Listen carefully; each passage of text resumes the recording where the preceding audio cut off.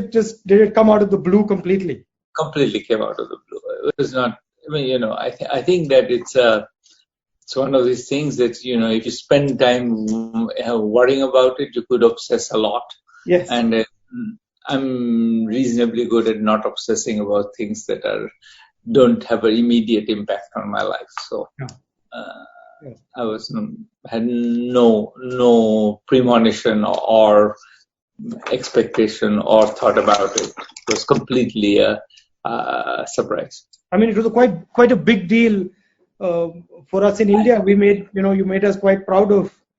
Thank you, but I mean it's a big deal. I wasn't saying it's not a big deal. I just think that you can obsess about it, but it's not that there is a process for it that is understood by anybody. So whatever, anything can happen. Floor for poor people, Narega, right to food, etc. And now a lot of that work is going to sort of fall by the wayside because we have this disease coming, and millions and millions of people are going to fall back into poverty. So this is something. I mean, how should one think about this?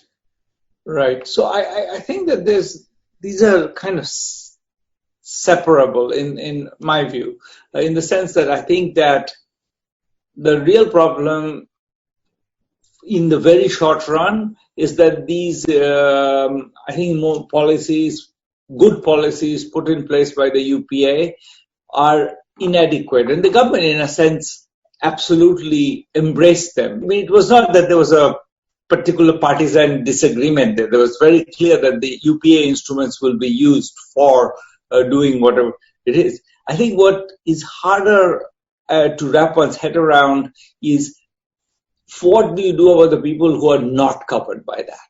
And that's a lot of people, the migrants in particular. One of the ideas that was mooted, I think, in the last years of the UPA, but also embraced by the current government, was the idea that the Aadhaar would be made national and therefore would be used for PDS and other things. So the Aadhaar-based claims on PDS would be you would be eligible for it wherever you are.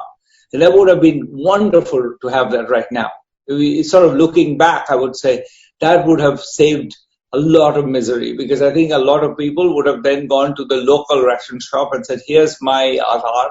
I'm eligible for PDS. I'm collecting PDS in Mumbai, even though my family resides in Malda or Darbhanga or whatever. That's my claim. And so I think the fact that that didn't happen means that there's a bunch of people for whom there isn't really a system. Mm-hmm. And they are eligible to Narega because they're in Bombay. There's no Narega in Bombay. They're not eligible for PDS because they're not actually residents. Part of the problem in the very short run is that the conceptualization of the welfare structure was based on the idea that anybody who's really not in where they're supposed to be is actually working and is earning an income, and therefore we don't have to worry about them. And that's what's collapsed. And then the question of poverty, it's not obvious to me that if the economy revives, there needs to be a durable effect on poverty. The real concerns are, will the economy revive? And in particular, how does one think through the possible time paths of this disease through that process? I think we should try to be optimistic about the survival of the overall economic well-being of the country. But a lot of the right actions. A lot of these people, they get their jobs from sort of small and medium businesses who are going to have a sort of cash flow problem, and a lot of those businesses are going to go bankrupt because of the shock. So there is also a link between the economic damage that is going to come to those businessmen and the ability of these people to maintain a job. Absolutely. I mean, that's the reason why a lot of us have been saying that we need a stimulus package. Mm-hmm. That's what the US is doing. That's what Japan is doing. That's what Europe is doing. We really haven't decided on a large enough stimulus package. We're still talking about 1% of GDP or something.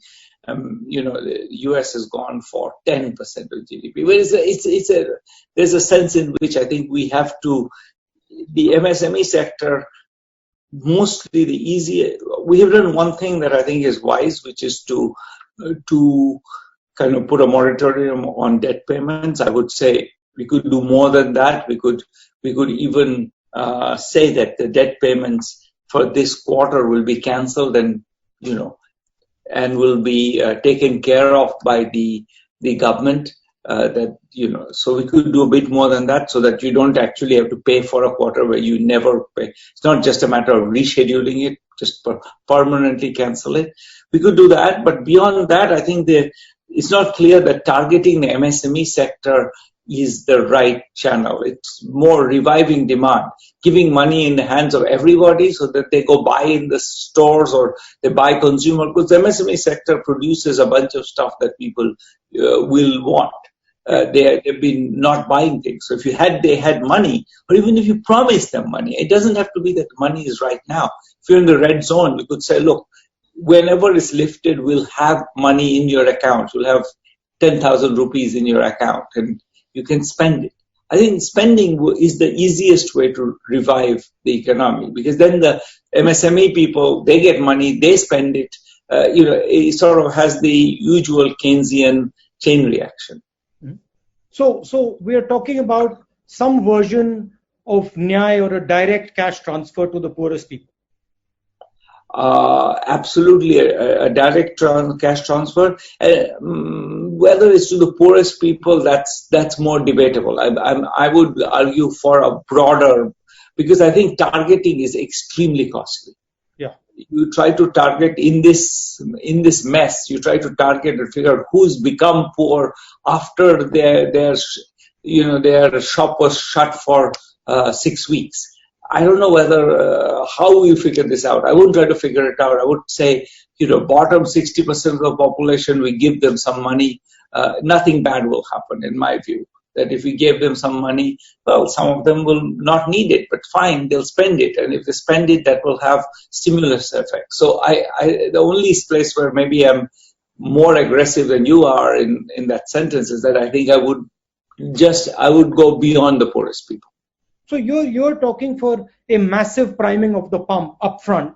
So you start up the demand as soon as possible. Yeah, I'm absolutely saying that. I've been saying that for a while, actually. Even before this happened, I've been saying that we have a demand problem. Now we have going to have a bigger demand problem, because it's the usual thing. I have no money. I'm not buying anything because my shop is closed, but then your shop is closed because I'm not buying anything from you. So I think. Sorry. Go ahead. And I think implicit in what you're saying is that you need to do it faster rather than slower. So the faster you do it, the more effective it's going to be. Yeah, so every second lost is actually damaging. You're right in saying I want it fast. I don't want to have us checking everybody's locus standi and whether they're appropriate for this or not. I do think that it may be we shouldn't induce a mismatch of supply and demand by giving people spending power where we have shut down the entire retail sector because they are in the red zone or something. So we need to plan that a bit better than, so that there's you get the money when you can go out and buy, not now. Or you get a promise. You get a promise that you will get the money, so you stop panicking, you stop completely, starving yourself because you want to have a little bit of savings left. So if people were reassured that, in 2 months or whenever the lockdown will be lifted, they're going to have some money in their hands, I think they would be much less worried about it, and they'll be more willing to spend already. And some of them have some savings; they'll spend it. So I feel that we shouldn't necessarily rush into it, because there may be places where there's no production right now, there's no supply right now. So putting money in will just burn the money. There'll be inflation. We want to wait for that. But with that caveat, yes, soon. And so the next point is that the sooner you're able to come out of a total lockdown, the better it is. And then you need a strategy for that. that begins to sort of start up parts of the economy quickly. Otherwise, Yes. you got the money is useless there. Correct. So I think sooner you come out of a lockdown, of course, depends very much on the disease. You don't want to take off the lockdown just when a lot of people are getting sick. So it's absolutely, that's absolutely right. Of course, we have to kind of be aware of the time path of the disease in taking that decision. The other thing that is slightly different in India is that the food issue and the scale of the food issue. Yeah. So we have large numbers of people who don't have ration cards. There's Right. an argument being made, just hand out what is in the godams, because it's going to get more and more full as the harvests come in. So just move aggressively on that. What do you think of that? We in fact wrote an op-ed with Raghu, Rajan and Amartya Sen saying literally that, which is hand out temporary ration cards to anybody who wants one. In fact, put all other ration cards in abeyance. Just put temporary, anybody wants one, and it's a temporary ration card, lasts for 3 months for now, and maybe renewed for another 3 months if necessary, and honor that. So give everybody a ration card. Anybody walks in, give them one, and use that as the basis for making transfers. I think we have enough stocks. We can keep going for a while. The Rabi crop has been good this time, so we're going to have tons of wheat and rice. So at least wheat and rice we can keep giving out. I don't know whether we have enough dal or not, but I think that the government promised dal as well, and so hopefully we have enough dal and oil and cooking oil. But yes, absolutely we can definitely do that and should really do that. Give out temporary ration cards to everybody. And what else would you think should be on the sort of the package that the government is thinking about? I mean, we've spoken about small and medium, we've spoken about migrant labor, about the food issue. Any other things that you feel should be on that? I think the last piece of this is just, I think, for the people who, to get cash to people, we really need some machinery. We can't really get cash to people. And people who have the Jan Dhan accounts, they can get the money, but many people don't. And especially, migrants may not have the access to that, etc. So I think we want to also think about what happens to the substantial part of the population that doesn't have access to these things. And probably the right answer is that we should give a bunch of money available to the state governments to try out their own schemes, to be creative in reaching people who are excluded and using NGOs. I think that we have to be willing to take some amount of, mistargeting, malfeasance. Some money will be stolen, but I think if we sit on our hands and say that we don't want to do anything that's going to possibly go wrong, then I think we'll make sure it goes wrong in a sense.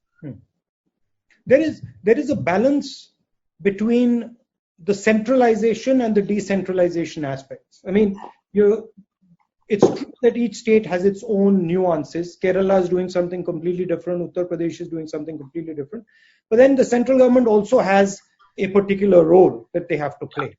And there's a tension I can see between these two ideas. You're completely right that this is a tension, and clearly the migrant movement question cannot be handled by a state government. It's a little bit odd that it is being handled so much bilaterally that, in a sense, I feel that that's a problem, because this is a place where you don't want to decentralize because you want to actually aggregate the information. If this is a population of people who are very infected, you don't want them to be moving through the whole country. And so I feel that that's a place where we should have tested people before they're allowed to board a train or something. Yeah. So that's a central question. Yeah. That's something that only a federal government can do, is tell the government of UP that you cannot just bring your migrants home. Conversely, I think the question of how to serve migrants in Bombay city is the Maharashtra government's problem and not, or the Bombay city municipality's problem. And you can't have, the federal government resolving that. So I think that you're exactly right. But I mean, what's your thought on that? Right now, it seems like we are sort of it seems like it's something that can't possibly be resolved. In the longer run, I think we need to think of, institutions which are more robust in that way. But right now, I don't see what we can do about it. I mean, I feel that you have to create option value. So decentralizing as much of it as possible, which they can handle at the local level, is, in my view, a good thing. So the tendency should be to sort of parcel out things that can be managed at the district level and at the state level. Of course, there are some things that, district magistrates can't decide about airlines and about, railways and stuff. So I feel that the big decisions should be national. And then even on the lockdown front, leeway should be given to the states. That is, if you want to lock down, you want to understand the nature of your lockdown, you please do your lockdown. So you give option value to the state, and the state can say, okay, actually, I'll do this and I won't do that. And the risk sort of comes on the state, and then they manage it better. That would be how I would think about it. But I think the current government has a slightly different view. They prefer to sort of manage and see the thing and centralize the thing. I mean, there are two perspectives. I don't necessarily think one is wrong and one is right. I veer towards the decentralization. I think that's what I would have done, is announced a bunch of money available for proposing good schemes for reaching the poorest people, and let states innovate. I mean, this is really, and I think there are good NGOs in most states who can be brought into that process, and as you say, the district magistrates often have great ideas, and we might as well benefit from all of that. So, are there some experiences in other countries that you found interesting? So, I'll tell you one thing that Indonesia is doing right now. Indonesia has decided that it's going to give out, cash transfers, and it's going to give it entirely through a community decision-making process. So the community is going to decide who are the people who are needy, and choose them for the transfers. And I mean, we've worked with the Indonesian government on exactly this issue many years ago, and we find that it doesn't do any worse than the centralized targeting. Is you don't get captured by special interests or anything, and in fact, what you get is, people make judgments about what is appropriate in a much more locally nuanced way. In India, so I think that's an experience we could learn from. They have very much gone in the direction of using, telling the community, here's some money, give it to the ones who are the most needy.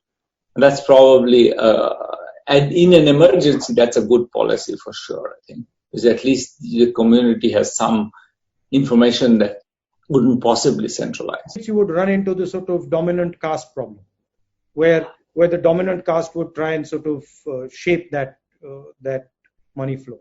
Maybe, but on the other hand, you'd worry that if you in the process of trying to prevent that, I would rather put in place extra money to allow for that than to try to figure out who are the deserving people in the village. It just seems to me, I mean, I think the one that drives a bit in the direction of what I think you've been saying and the government has also been saying, which is try to widen the reach of PDS. And that's clearly right, and make that basically quasi-universal. So that's one way to avoid that. But if you want to do more than that, to get cash to people, and some people have these Jandan accounts and others don't. Some people are in NRDTA roles. That's another way to get cash to people, and some are not. Some are on the Ujjwala lists, and some are not. Once you got through those lists, you still find that there is a bunch of people, many millions, who are excluded. And how do you serve those people? And for that, it's clear that there should be some funds available to some very local authority who can identify those people and serve them. And I don't disagree with you that there might be elite capture of some form or the other. We worried about that a lot in Indonesia when we were working there. In fact, found not much evidence for it, to be honest. I think we'll have to sort of take a chance that some of this will go wrong. But I think if we don't take a chance, we'll surely get it wrong. So be brave, basically. Yeah. Take a few risks because we are in a bad situation. When you're in dire straits, then I think being brave is the only option, really. Mm-hmm. And how do you see this thing playing out, once the disease washes out 6 months from now, from the poverty aspect? I mean, there's obviously going to be a backlash, economic backlash. There's going to be bankruptcies. How do we sort of think of it in the medium term as opposed to the immediate short term? Right. So that's sort of what we were talking about a little bit before, which is, this question of, I think, a demand shortfall. I think that's there are two concerns. One is how to avoid a chain of bankruptcies. Mm-hmm. And I think maybe writing off a lot of debt is the way to avoid that, as you had mentioned. And the other one is a demand shortfall, and getting some cash into the hands of the population is the best way to kickstart the economy. And the US is very aggressively doing that. And this is a Republican administration run by a bunch of financiers, in fact, and they are willing to do it where we should be willing. I mean, this is not run by like a bunch of socially minded liberals. It's run by people who used to work in the financial sector, but they've decided that just for economic survival of the economy, we need to pump money into people's hands. And I think we should take a cue from that. This is also changing the sort of balance of power in the world to an extent. That is also pretty clear. How do you think about that? I think that both of them are right. I'm very worried for countries like France and Italy, which especially Italy, I think, had a fairly disastrous outcome, and partly that's a result of the state being the Italian state has been run by, really, not very, let's say, distinguished people for a while, and as a result, it's sort of the health system was on the last legs when this hit. The U.S. moving much more in a nationalist direction is extremely frightening for the world, for the rise of China being a threat, but if the US starts reacting to it, it could be extremely destabilizing threat. So I think that's something to worry about a lot. The undercurrent is that strong leaders can take on this virus. What is being sold is that it requires one man to charge into, against the virus. That's really the problem. That has been disastrous, as we know. I mean, the US and Brazil are two countries which are just messing up right and left, and these are two quote-unquote strong men behaving like they pretending that they understand anything, but even what they say every day is kind of laughable. So we have this. If anybody wanted to believe in the strongman theory, this is the time to disabuse themselves. Thank you very much, and thank you. That was a pleasure. Please, when you're in India, let's have a cup of tea or something. Yes, that would be lovely. Yeah. And regards to everyone at home. Yes, likewise. And take care of yourself.